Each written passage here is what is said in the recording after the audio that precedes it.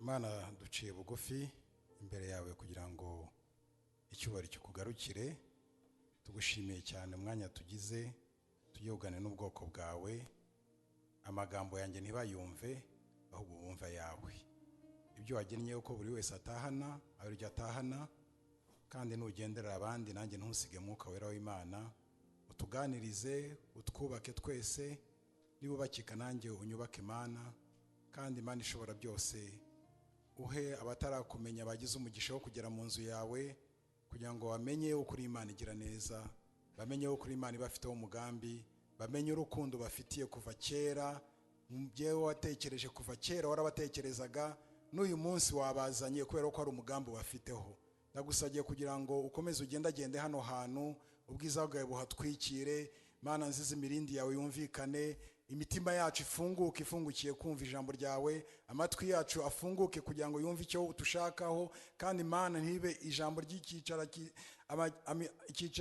ry'icyicaro, ahubwo dufashe kugira ngo ijambo ryawe twumva tuzarishyire mu bikorwa. Ushimwe kandi uhabwe icyubahiro mu izina rya Yesu, amen. Imana ishimwe cyane. Nabyutse mu gitondo Satani arandiganya nshaka kugira ngo nohereze inyigisho nayo nateguye kuri tablet yanjye njya nkoresha, biranga biba ngombwa ko nzana computer nayo mbonye ari itangiye kunkoroka. Ndashima Imana cyane yuko Imana yemeye ko tuganira ku ijambo ry'Imana. Mu minota mike dufite tugiye reba mu rwandiko rwa kabiri Paulo yandikiye Abakorinto igice cya 12 umurongo wa 7 kugeza ku wa 9. Sam ndabona ahari adufashe umurongo wa 7 kugeza ku wa 9. Mu gitondo nayo nibeshyaho imirongo nifuzaga. Kandi kugira ngo ne guterwa kwishyira hejuru kurenze ibikwiriye, ni uko nahishuriwe bikomeye cyane. Nicyo cyatumye mpabwa igishakwe cyo mu mubiri, ari cyo ntumwa ya Satani, yo kunkubita ibipfunsi ngo ne kwishyira hejuru kurenze ibikwiriye. Kugira icyo kintu ninginze umwami wacu gatatu ngo kimveho, ariko arampakanira ati, ubuntu bwanjye buraguhagije, kuko aho intege nke ziri ariho imbaraga zanjye zuzura. Nuko nzanezezwa cyane kwirata intege nke zanjye, ngo imbaraga za Kristo zinzeho. Amen. Amen. Isi turimo ni isi ifite ibibazo, ni isi ifite ingorane, ni isi irimo ibintu byinshi bitugoye no kumenya uburyo tuyibamo. Isi turimo ni isi imeze nkaho ari amasiganwa, aho abantu bifuza kugera ku bintu byinshi kandi mu gihe gitoya. Ni isi iri mu muvuduko mwinshi cyane ku buryo iyo urangaye urasigara. Ni isi isaba gutekereza wihuse, igasaba gukora wihuse, igasaba kugira ibyo ukora byose mu buryo bwihuse. Isi turimo ni isi irimo ibitugerageza byinshi cyane, yewe bikagenda no ku bantu b'Imana. Hari igihe umuntu yibaza ngo ariko umuntu w'Imana we ashobora kugeragezwa. Ese umuntu w'Imana ashobora guhura n'ibigeragezo? Umuntu w'Imana iyo ukijijwe ntumeze nkaho wabonye certificate, wabonye diplome, ku buryo nta kintu cyagombye kukugora kubera ko wakijijwe. Ariko siko bimeze. Iyi si Bibiliya twereka mu byahishuriwe Yohana, Bibiliya twereka ngo ijambo rivuga ngo ishime wasiwe wajuruwe, ngo kubera ko umurezi wa mwene so ngo yakuvuyemo, ngo ariko ugushije ishyano wasiwe, ngo kubera ko Satani yakumanukiye, ngo kandi afite umwanya mutoya. Icyambere afite umujinya, ariko afite n'umwanya mutoya. Ibyo bigaragaza iki rero? Bigaragaza yuko iyi si muri iyi si turi mu ntambara. Intambara yo kurwanya na Satani, intambara yo kurwana n'ibyaha, n'intambara yo kurwana n'ubukene. Turi mu ntambara zitandukanye tugenda tunyuramo, ariko abantu benshi bameze nkaho badamaraye batazi yuko bari mu ntambara. Ngo muri iyi si ngo dufashe umwanya mu ntambara, niko umugaragu w'Imana yavuze, dufashe igihe mu ntambara. Bigaragaza yuko hari izindi ntwaro zindi twagombye kwambara kugira ngo dushobore guhangana n'uwo mwanzi, dushobore guhangana na Satani, dushobore gutsinda urwo rugamba. ntabwo ari urugamba utsindisha ubwenge, ntabwo ari urugamba utsindisha amashuri, ntabwo ari urugamba utsindisha kurerwa neza, ntabwo ari urugamba utsindisha amafaranga. Ni urugamba rufite ururwana, ukurwanirira. Ni urugamba rusaba kugira ngo wowe ugire umwishingikirizeho, narangiza kurwanirire kubera ko utabishobora.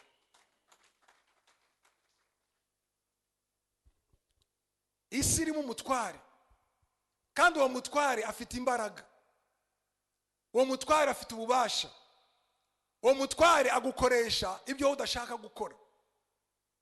uwo mutware wisanga wagiye mu bintu ariko utatekerezaga, yewe utanumvaga uko ushobora gukora. uwo mutware aragushuka, akaza no mu ntekerezo zawe, akakubwira yuko ibyo urimo kugeraho byose ari ukubera ko wowe wakoze cyane. Nagiye mbona abantu, yewe no mu kazi, waganira n'umuntu akakubwira ngo uriya ngo impamvu ngo adatera imbere, uriya impamvu atagera kuri biriya ni ukubera ko ari umunebwe. Yewe n'abakoresha bakunda kubikoresha. Cyangwa se muri business, ugatangirana business n'abantu, ukajya kubona ukabona wowe urimo urazamuka, ubona wunguka business ya mbere, iya kabiri, iya gatatu, wakoraga mu kazu gatoya ukajya mu nzu nini, ukayivamo ukajya muri etage, ukava muri etage imwe ugafata ibyumba bitatu zigerekeranye, ukavuga ngo ibi ni ukubera ko nkora, ibi ni ukubera ko ndakora. Bakubaza ngo ariko biyugeraho utati njyewe nge ndakora sha. Uzabaze iwacu twarabakozi, iwacu twarabakozi, na data yari umukozi, yari umucuruzi ukomeye. Ibi byose ukibagirwa. Inyigisho uyu munsi ni ukongera gusubiza amaso inyuma, tukibuka nayise ngo ni ubuntu twahawe, kumenya ubuntu wahawe. Kubera yuko iyo utamenya ubwo buntu, hari aho wibagirwa, hari aho Satani akuriganya akagira ngo ibyo urimo kugeraho byose, kandi Imana ishaka uko tubigeraho. Imana ntabwo ikunda abanebwe, Imana ishaka abantu bakora, bagakora ndetse cyane. Kuko hari abantu bagenda bakabyihisha inyuma nabo, bakavuga ngo njyewe ngo nzabeshwaho n'ubuntu bw'Imana. Ndakurahiye uzapfa n'inzara. Inzara izakwica, uzicwa n'ubukene, kubera ko Imana irashaka ko uhaguruka ugakora, ndetse ugakora cyane. Ni abandi bakora amasaha 3, wowe ukora 6 cyangwa 8. Hari igihe kubona ukabona abana bakiri batoya mu kazi, ukabona wajya kubona ukabona aracungana na saa 11, ukahita umumenya, wakumva urugira ukubisa uti ni kanaka aratashye, acungana na saa 11, kandi aracyafite raporo agomba gutanga. Adashobora kwihangana ngo yicare akomeza akore raporo. Ubwo mvuze mu by'akazi. No muri business ukajya kubona ukabona umuntu agiye gufungura saa 4, yagezeyo akaryama, abandi babyutse saa 11. Hari igihe naga njya guhaha, nkajya Nyabugogo, mu gitondo kare merekeje umudamu wanjye, nkabona ukuntu abantu bahimbana, nkavuga ni kweli dore abantu basindutse, ariko wowe uravuga ngo nzagenda isare yose. Ndakurahiye. Nicyo rero aha iyo usomye iki cyanditswe ukabona uru rwandiko Paulo yandikiye Abakorinto, urwandiko rwa 2, ho ikibazo cyari kirimo ntago cyari icyo gukora, ntago cyari ikibazo kindi, cyari ikibazo cy'imyigishirize mibi y'abantu bamwe bishyira hejuru, bumva ko ari bo ntumwa. Afite ibintu byinshi yagiye abigisha.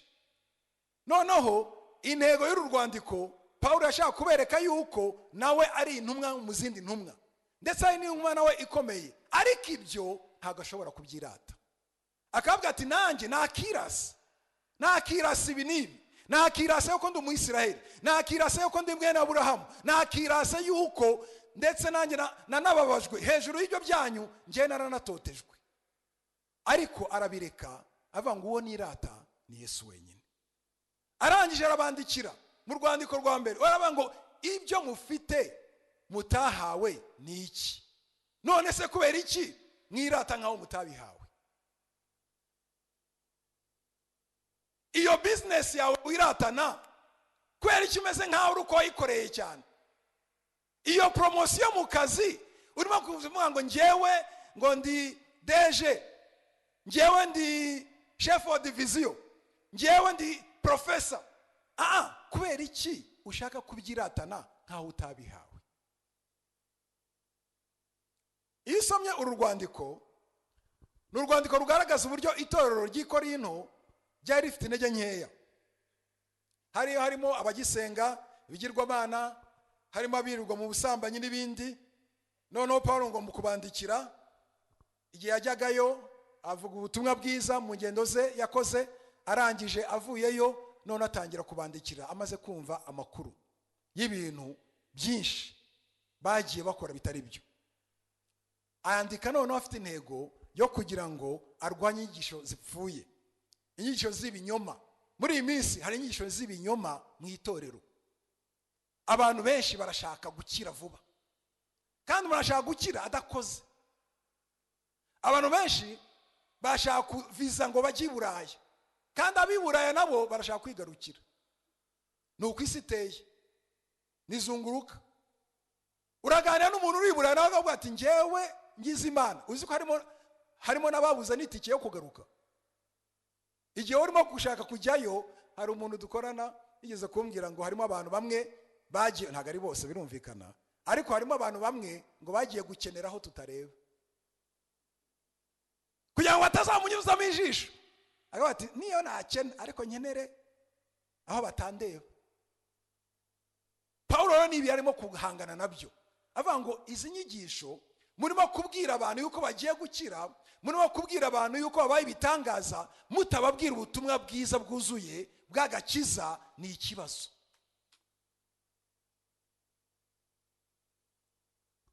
Kugira ngo ushobore kumva iki gice cya mbere, nuko wumva ibice bibanza.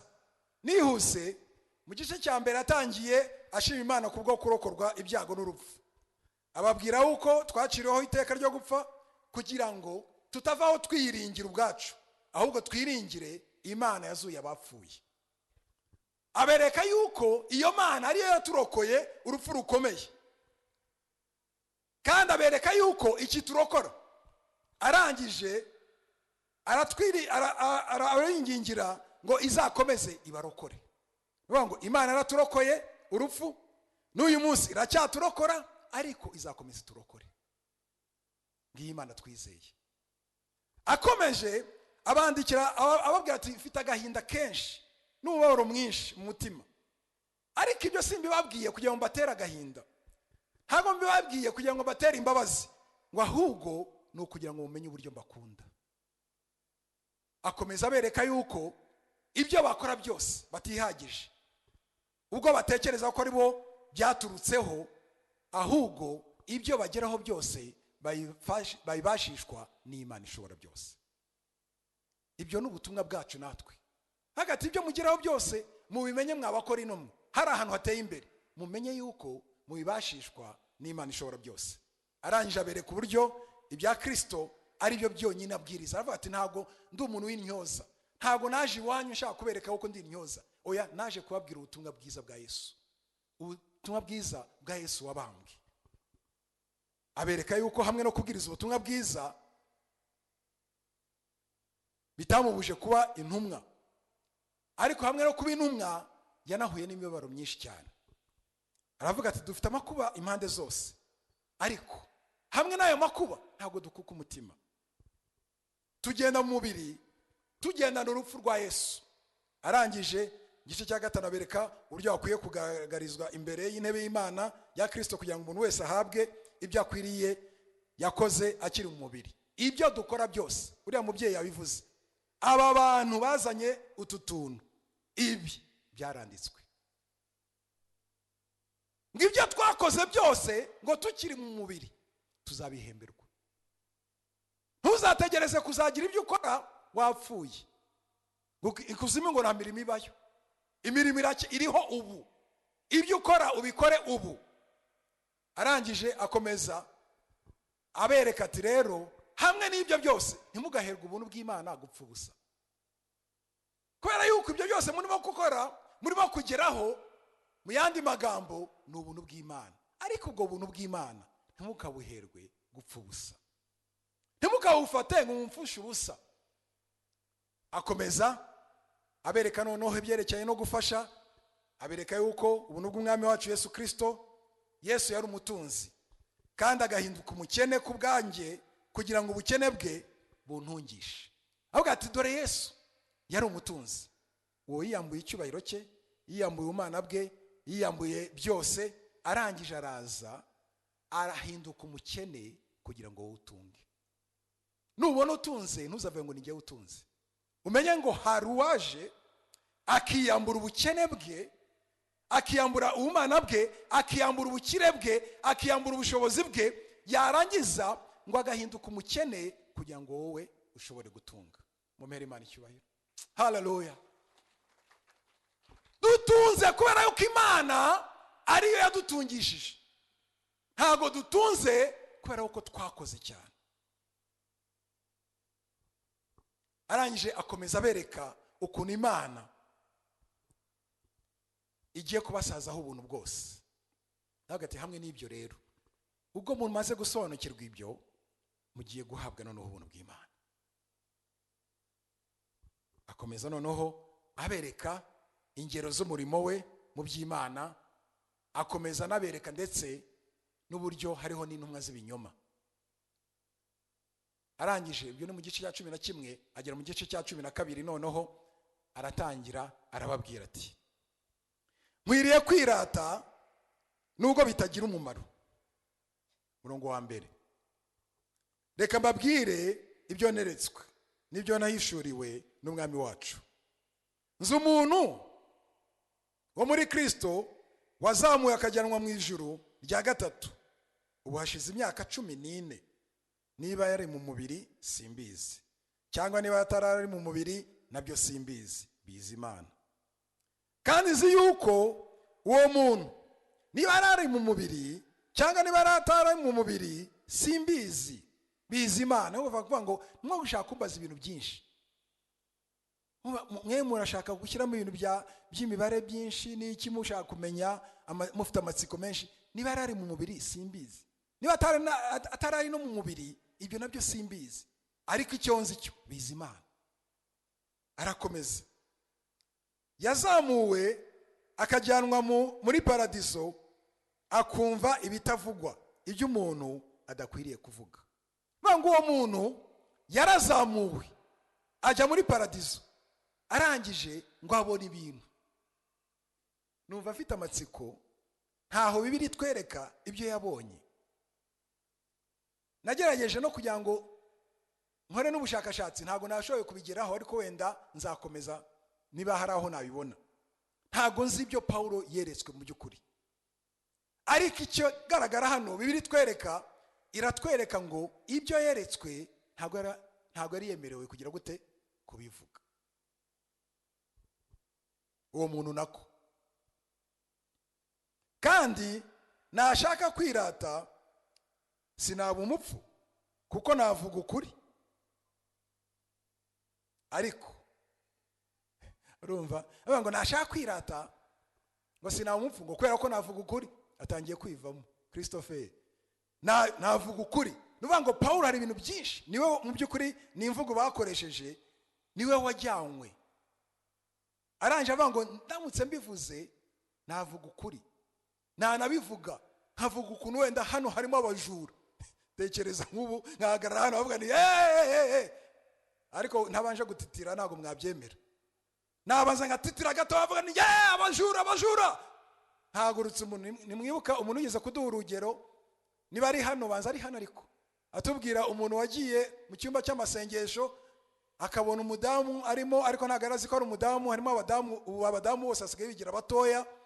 Noneho kubera nyine za regime n'ibindi byose ntiyamenye ko ari umudamu. Arangije ati Imana iguhaye umugabo, undi ndamufite, ati yakira undi. Abahanuzi mwirirwa mwiruka mujya kureba. Atakira undi.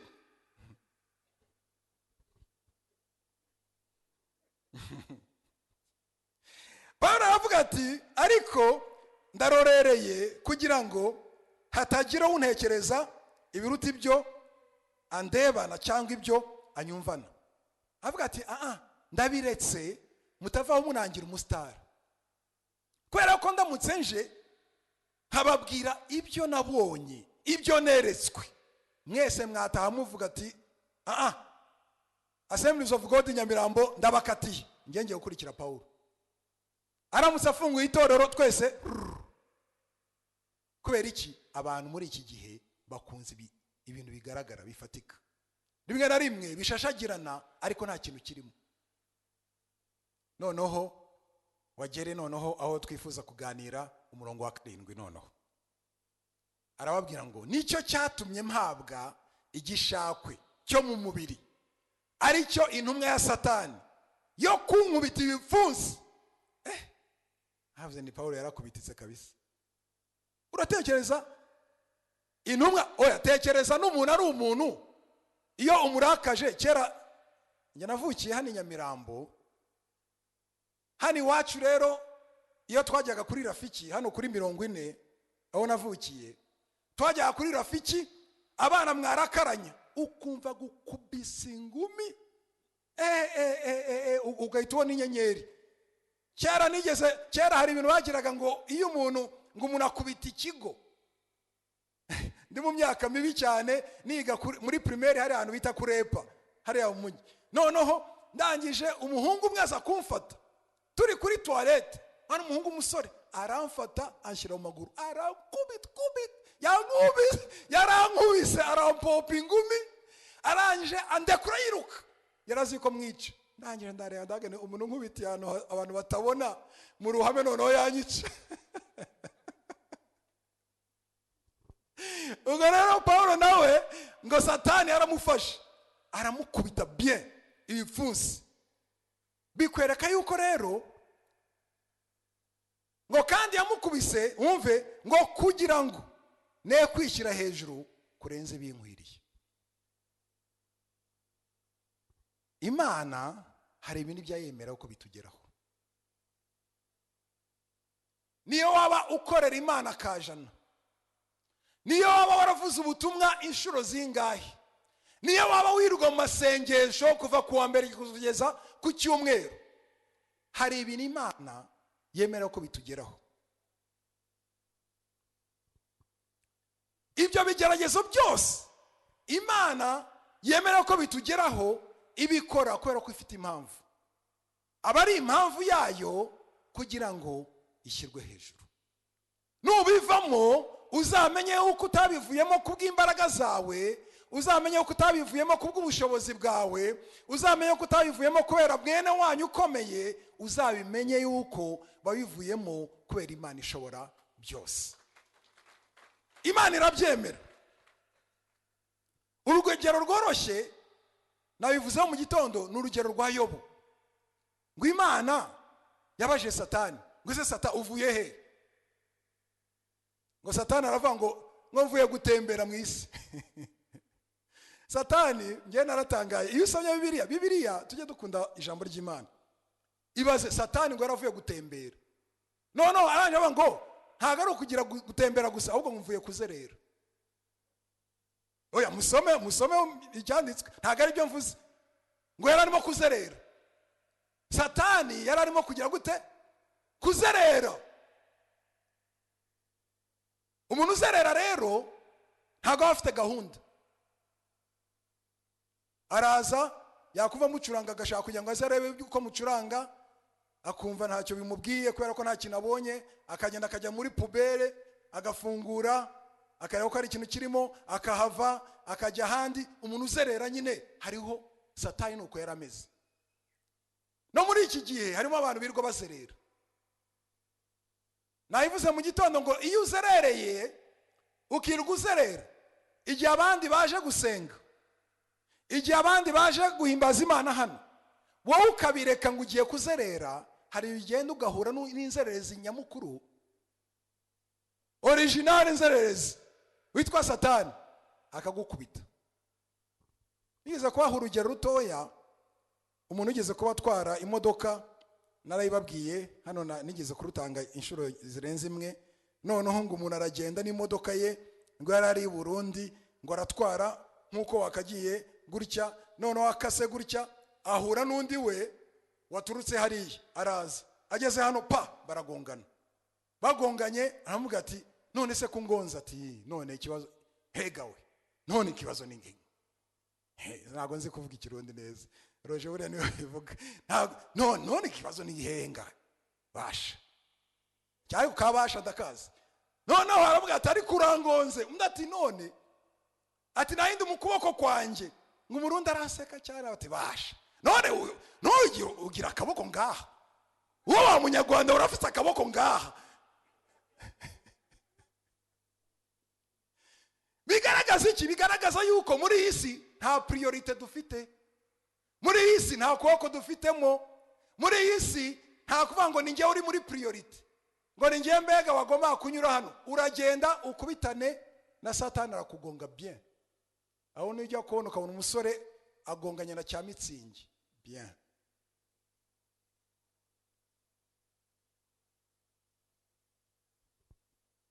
Imana imaze kubaza ngo amubonye, maze ngo Imana iramubwira ngo wabonye umukiranutsi wanjye utunganye, wubaha Imana akirinda ibibi. None ngo Satani avuga ngo ariko se ni mugihe reka yirate, reka yubaha Imana. None se ko wamuhaye byose ntacyo utamuhaye? Waramurinze, wahiriye amaboko ye, ibyo yagejeje gukora byose warabihiriye, ibintu byose yakoze wamuhaye umugisha. Mu yandi magambo, impamvu akubaha ni ukubera iki? Ni ukubera yuko wamuhaye umugisha, wamuhaye ubutunzi, wamuhaye abana, wamuhaye amatungo, wamuhaye n'ibindi byose. Ngimana none Satani amera nk'avuga ati ngaho noneho uzamere nkaho wimukuyeho urebe ko akubaha. Ngimana, haleluya. Aho niho hanyeretse yuko Imana hari ibyo ijya yemera yuko bitugeraho nubwo twaba turi abakiranutsi. Hari igihe ejo bundi merutse reka mbireke, ariko nyine hari igihe ibintu bikugeraho ukibaza ukuntu bije no kwitanga kwawe n'amajoro urara, niba ari mu kazi ukajya kubona ukabona uhuye n'umuntu umva akakurwanya, umva ntacyo mupfuye, ntacyo wamukoreye. Satani n'inzererezi kabisa. Uzi umuntu ukureba gutya akakwanga. Nagiye numva ubuhamya bwinshi, umuntu akakureba akakwanga gusa. Ashobora kukwangira indeshyo, ashobora kukwangira ubwitonzi bwawe, ashobora kukwangira gukiranuka kwawe. Iyi si ntabwo ishaka abantu bakoresha ukuri. Ashobora kukwangira yuko uvuga, wavuga ngo aransuzuguye, waceceka nabwo ngo uramusuzuguye. Imana yavuga ngo ngaho mufate, ariko ni nko kuvuga ngo ngaho genda ukore ku bintu, ariko we ntumukoreho. Umuntu w'Imana ntabwo akorwaho, kubera ko ubugingo bwacu ngo buhishanywe na Kristo, ngo twicaranye na Kristo ngo mu ijuru mu buryo bw'umwuka. Numbona ntukabone ndi umuntu cyenyeje, ndakurahiye njyewe nicaranye na Kristo mu buryo bw'umwuka, nicaye na Kristo mu ijuru. Uzambona uvuga ngo uriya mukrizeri, ndi umukrizeri mu maso yawe, ariko mu maso y'Imana, haleluya, nicaye na Kristo ngo mu buryo bw'umwuka.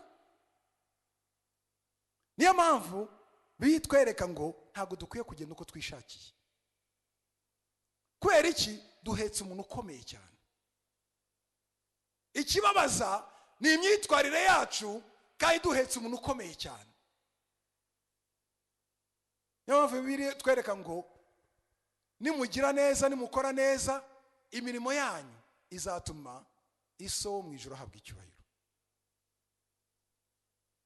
Noneho Imana iramureka, Satani yaragenda. Ntabwo ngiye gutinda kuri iyi nkuru, ibyabaye murabizi, ibyakurikiye murabizi. Ngo ariko Yobu hamwe no gukubitika no guteranwa n'inshuti ze, yageze aho biramurenga. Burya umuntu ni umuntu, aritotomba. Buriya rero kera njyewe nkikizwa nari nzi yuko nakirijwe nyine na bwa butagondwa bwinshi cyane. Hari umuntu ukizwa bitewe naho ari akumva nyine niwe, ukagira ngo niwe wenyine ukijijwe, ukagira umwuka wera waramuzingatiye, mbega waramufashe uramufungirana ku buryo atagera ku bandi. Bakubwira ngo uriya arakijijwe turiya se. Harabo n'abanaga nabo birirwa barebera agakiza ku byo bareba inyuma, ngo ari itotomba Yobu. Ariko umuntu w'Imana burya ntabwo agenda ngo ahere. Nyuma yaho ngo aza kwihana, arangije avuga amagambo akomeye cyane, avuga ngo gukiranuka kwanjye ndagukomeje. Haleluya. Nubwo byagenze gutya kose ntabwo arazi umuryo Imana izamushumbusha, ariko yaravuze ngo ya hamwe n'ibi byose arihana, arangije avuga ngo gukiranuka kwanjye ndagukomeje. Nubwo mwandwanya, nubwo mwamvuga, nubwo byagenda gute, ngiye gukiranuka kwanjye ndagukomeje. Ageze avuga amagambo akomeye cyane, avuga ngo man, nari narakumvise ariko none ndakubonye. Kukumva biri emotional. Munashaza akakuvuga kwera ko ari intyoza, avuga ngo indirimo kwera ko zaririmbwe nkumva, ariko ntago nakumvise gusa, none ndakwiboneye. Ndakwiboneye. Abakristo bakeneye guhura n'Imana. Dukeneye kubona Imana tukayibona. Kandi nge narayibonye, kandi nawe warayibonye. Icyo nicyo cya mbere nababwiraga, yuko umuntu w'Imana nawe ahura n'ibigeragezo. Icya kabiri ni umurongo wa 9 wa 8, ngo kuri icyo kintu ninginze umwami wacu gatatu ngo kimvemo. Nuvuga ngo yarasenze aringinga ngo mana iki gishako kimveho. Ubundi ko umuntu w'Imana wakavuze ngo ariko se nasenga biraba automatic bihita bikora, ariko ndakurahiye Yesu nawe yajyanye n'abigishwa be Getsemani, ngo arangije ngo arabwira ngo mwe musigaye hano gatoya, ngo aragenda ngo ajya gusenga, ngo arangije aragaruka asanga basinziriye, arabwira ati koko munaniwe kubana nanjye byibuze isaha imwe. Ngo asubirayo bwa kabiri, arangije aragaruka asanga nanone bacitse intege barasinzira, ngo ajyayo bwa gatatu. Ubu natekereje rero Paulo nawe arimo kwinginga Imana ngo inshuro zose zingahe? 3. Hari igihe winginga Imana ukinginga ahubwo ukabona nta gisubizo cyiza. Kenshi bamwe rero bacika intege, kenshi bamwe babivamo. Ngo igihe nasengeye bamubwira uti izera Imana, atariko ntukambwira Albe, uzi igihe nasengeye umugabo, ngiye nageze aho ndabireka naretse. Uzi igihe nasengeye umugore, narabiretse. Uzi igihe nasengeye akazi ukuntu kingana, narabiretse, yacitse intege. Uzi igihe nasengeye inzu, Kigali tubaho abenshi babaho mu bukode.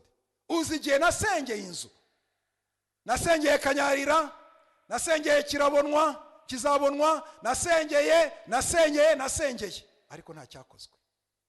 Hari igihe usenga ukagira ngo Imana ntabwo byitayeho. Hari igihe usenga ukagira ngo Imana yarakwirengagije. Hari igihe usenga ukagira ngo Imana ntabwo ibizi, ntabwo ibireba. Hari igihe usenga ukagira ngo irasinzire, nk'uko Yesu yari ari kumwe n'abigishwa be mu bwato, ngo barangije noneho ngo umuhengeri uraza, abanje baramubwira ati mwigishwa ntabwo byitayeho ko tugiye gupfa. Hari igihe benshi bamera gutyo, ariko hamwe n'ibyo burya Imana ibibyitayeho. Hari igihe cyayo, hari igihe cy'Imana. Nshuti yanjye, ntabwo igisubizo cy'Imana kiza uko ugishaka, ariko igisubizo cy'Imana kiza uko Imana yakigennye, kandi nacyo wari ukeneye. gusenga ni intwari ikomeye cyane ituma umuntu w'Imana ashobora guhangana n'izi ntambara turimo. Icya mbere ni ibigeragezo biraza, icya kabiri igisubizo kugira ngo ushobore guhangana n'ibyo bigeragezo no gusenga. Nta kindi gisubizo kindi, nta shortcut ku Mana, nta shortcut. Nta kuvuga ngo noneho nagerageje byanze noneho ngiye kwitabaza kanaka. Uwo nawe afite ibye.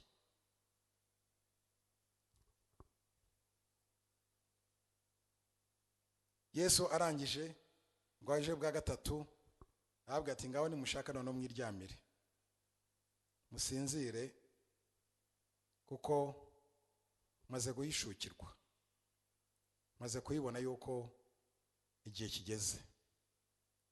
Igihe kirageze, kiyasohoye yuko umwana w'umuntu yagambaniwe mu maboko y'abanyabyaha. Mu gusenga habamo revelation, mu gusenga habamo ihishurirwa. Iyo usenze Imana guhishurira ibintu. Hari ubuhamya bwinshi bw'abantu bagiye basenga Imana ikabakorera ibintu bo batatekerezaga. Icya gatatu, umurongo wa 9 noneho, icya gatatu, ibigeragezo biraza ukamenya uko ari rusange mu bantu. Icya kabiri ugasenga, ariko icya gatatu birava ngo ariko arampakanira. Wumva igisubizo. Yasenze, Paulo yarasenze ngo ariko Imana ngo iramuhakanira. Tekereza. Ushobora kuvuga ngo ariko Imana ntibibona, ntibibona. Nigeze kuza hano ku rusengero kera, nza mu bagabo, ndangije tujya aho twasengeraga hariya.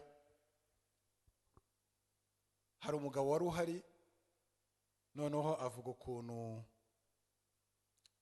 amaze iminsi arimo gukwepa no gutaha kubera ko atarafite icyo atanga harasi yo mu rugo.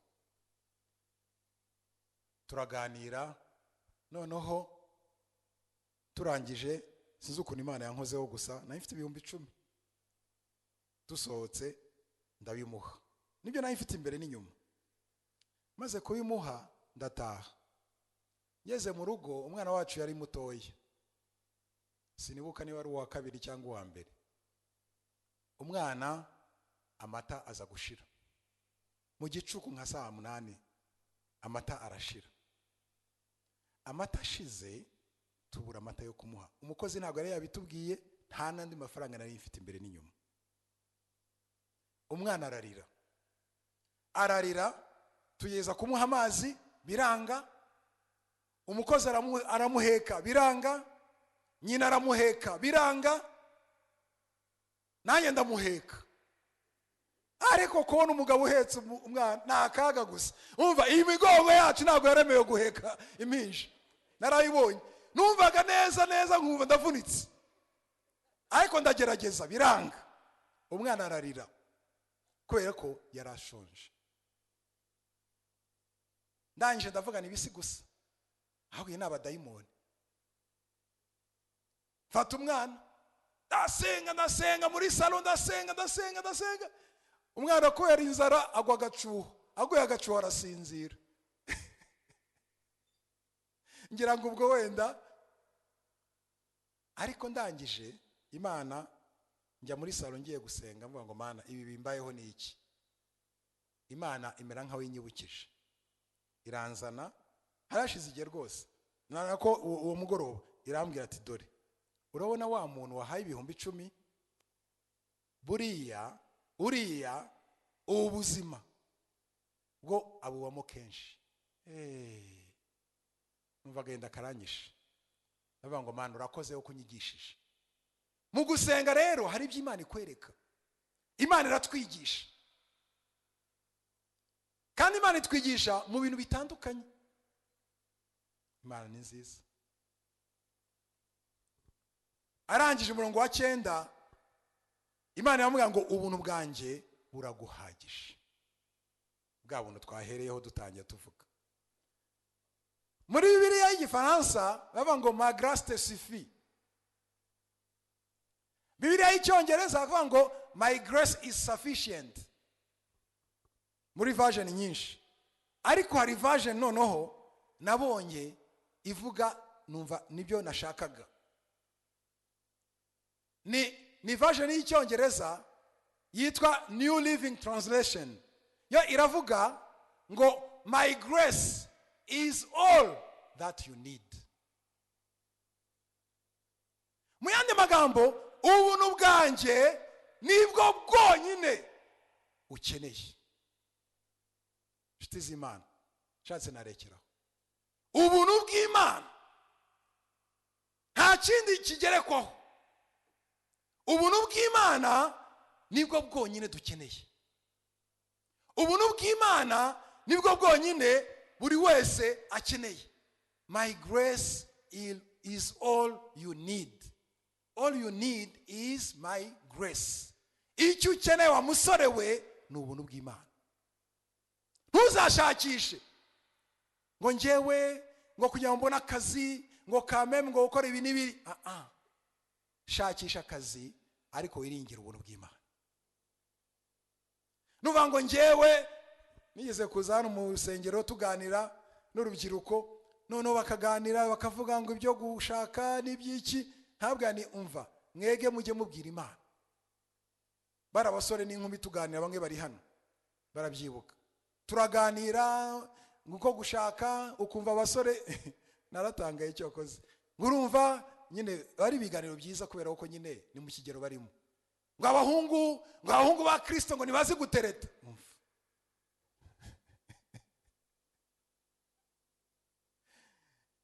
Abahungu nabo ngo ngaho namwe mutubwire uko tuzatubikora. Icya mbere ni iki, icya kabiri tubimenye noneho tujye tubikurikiza.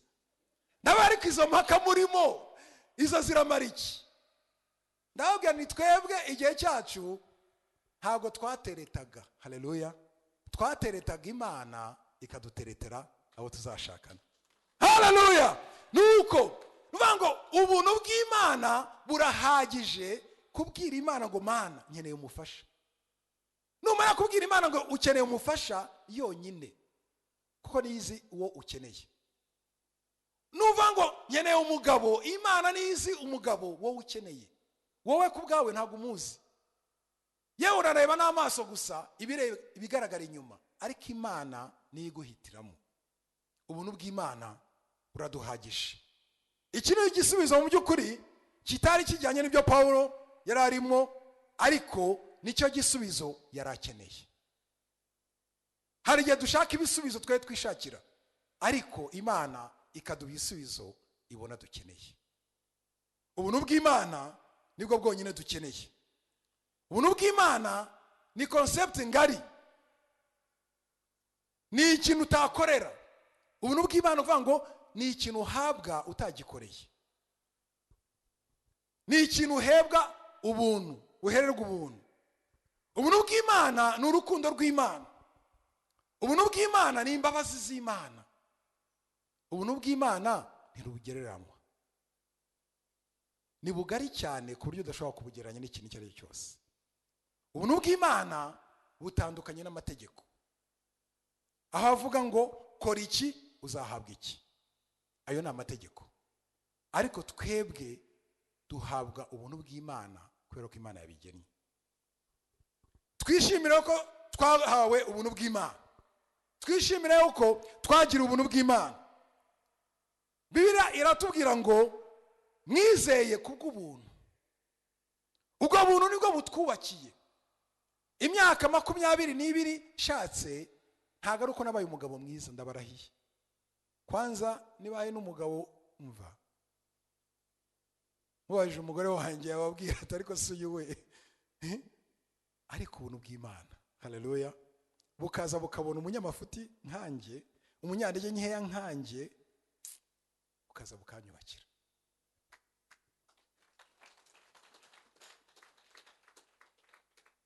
Ubuntu bw'Imana nibwo buturerera. ntuzavuge ngo ngewe narezwe neza ngo nanjye abana banjye nabahaye uburere bwiza. Ndakurahiye, ni ubuntu bw'Imana gusa. Ubuntu bw'Imana burakurerera. Nabonye abadamu benshi b'abapfakazi, ubuntu bw'Imana bukarinda kujya mu bishuko, bukabarerera abana. Ubuntu bw'Imana bwarangiza bugashingira abana babo. Ubuntu bw'Imana nibwo bwonyine dukeneye. Ubuntu bw'Imana nibwo buturinda. Ugakorana n'abantu batagushaka ariko ugakora. Haleluya. Ubuntu bw'Imana. Icyama kino kintu mukagisobanukirwa. Umugabo mukorana akagushakisha ariko akakubura kubera ko ubuntu bw'Imana bwakuzengurutse. Akageza naho avuga ngo nzamwirukana, ariko ubuntu bw'Imana bukaguproteje. Ubuntu bw'Imana, ubuntu bw'Imana, ubuntu bw'Imana nibwo buherekeza umwana wawe akagenda akajya kwiga i Buraya aho utamureba, ariko ubuntu bw'Imana bukamugota. Haleluya. Bukamurinda, bukamuha inshuti nziza. Ubuntu bw'Imana bukamwigisha, ubuntu bw'Imana. Ubuntu bw'Imana nibwo bwabanye nawe kuva wamenya Imana, ukaba utarasubira inyuma, atari uko witwaye neza, atari uko ukiranuka, ahubwo ari undeserved favor. Ubuntu bw'Imana gusa. Ubuntu bw'Imana bwaraje buransanga hano Nyamirambo, ahantu hari abana benshi banywa urumogi, banywa esanse, banywa ibiyobyabwenge. Burandera. Ubu se nabuvuga gute? Ntago nabona uko mbuvuga. Burandera, burankuza, bunjyana mu ishuri, bumvana hano, bunjyana muri Kongo, bunjyana i Burundi, bunjyana muri Kenya, burangarura. Ubwo buntu bw'Imana.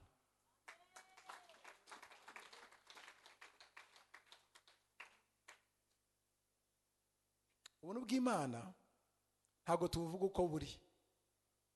Uburyo tubuvuga mu buryo bworoshye, ariko burenze ubwenge bwacu, burenze ibitekerezo byacu.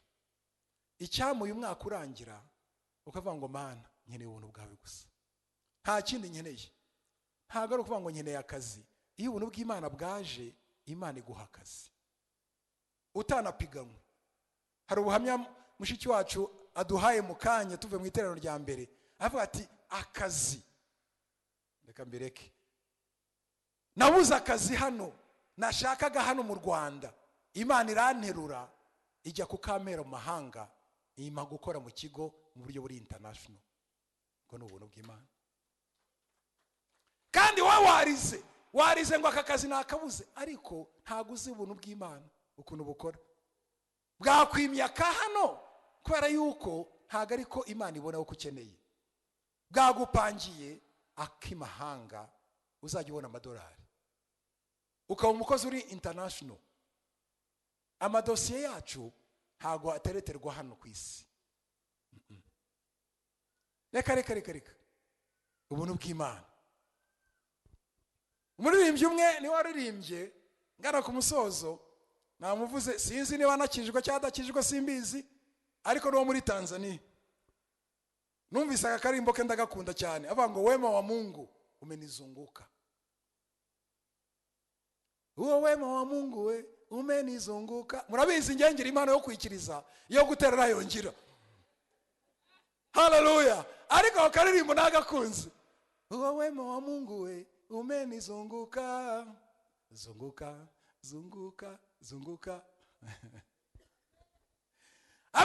Ngo shetani na mama mkwe wake wanalia, ngo wamekalia misumari.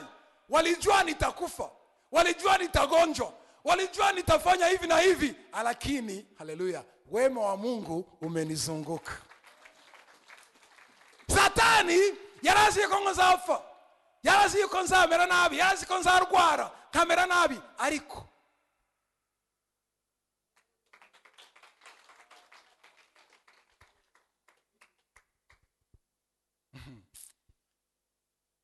aho ngeze ni wowe Ebeneza. Dusoza twabonye ko Imana ijya yemera ko natwe tubabazwa, tukageragezwa, tugakubitika, kandi Imana irabizi. Izi ni impamvu yabyo. Icyo bigambiriye nuko ibitubaho byose bihesha icyubahiro. Ni kenshi tutumva impamvu yo kubabara kwacu, ariko Imana irabizi. Mureke dushikame kuri iyo Mana, mureke tuyinambeho, mureke two kuyivaho. Isezerano Imana iduha kandi ari naryo twari dukeneye nuko ubuntu bwayo buduhagije. Gira umugenzi wawe ngo ubuntu bw'Imana buraguhagije.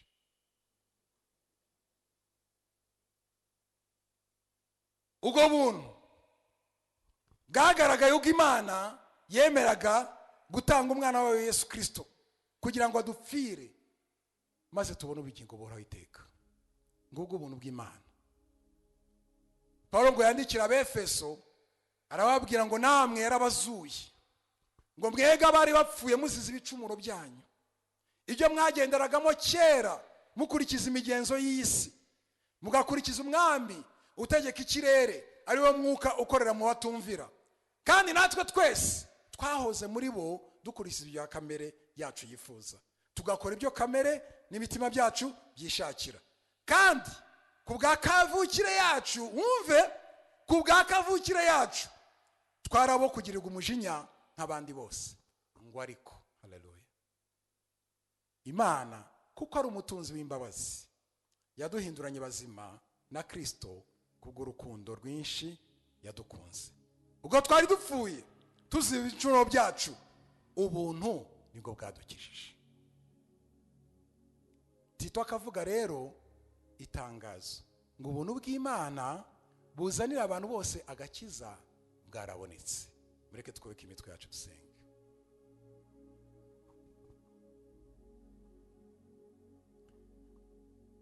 Komeza utekereze ku buntu bw'Imana, uburyo bwabanye nawe muri uyu mwaka wose.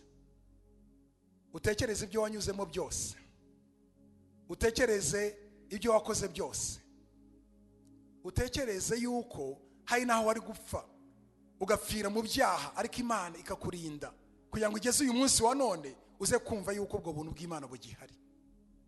Tekereza yuko wenda ushobora kuba waragiye ukanasambana, Imana ikakurinda nturware sida kubera bwa buntu bw'Imana. Tekereza imodoka wagiye ugendamo na moto n'iki, ariko ubuntu bw'Imana bukaguprotectinga ntukore accident kubera ko Imana yari igambiriye yuko uyu munsi wa none uzakumva yuko hari Imana igufiteho umugambi mwiza, Imana igushaka. Gutunga ubwo buntu no gutunga Yesu mu buzima bwawe. Niba ushaka kwakira Yesu, zamura ikiganza cyawe tugusengere. Uyu mwaka urangira ngo nawe ndashaka kwakira ubwo buntu bw'Imana, ndashaka kwakira Yesu. Hatangira 2025 ndi muri ubwo buntu bw'Imana, kubera ko nabonye yuko ibyo nabayemo byose ntago ari uko nirinze, ahubwo ni ubuntu bw'Imana bwandinze kubera ko Imana yashakaga. Zamura ikiganza cyawe niba ushaka kwakira Yesu, turagusengera. Ushaka kwakira Yesu, ushaka kwakira ubwo buntu bw'Imana, ugasoza umwaka uri mu buntu bw'Imana. Imana iragushaka, Imana igufiteho umugambi mwiza. Niba twese dukijijwe, Imana ishimwe.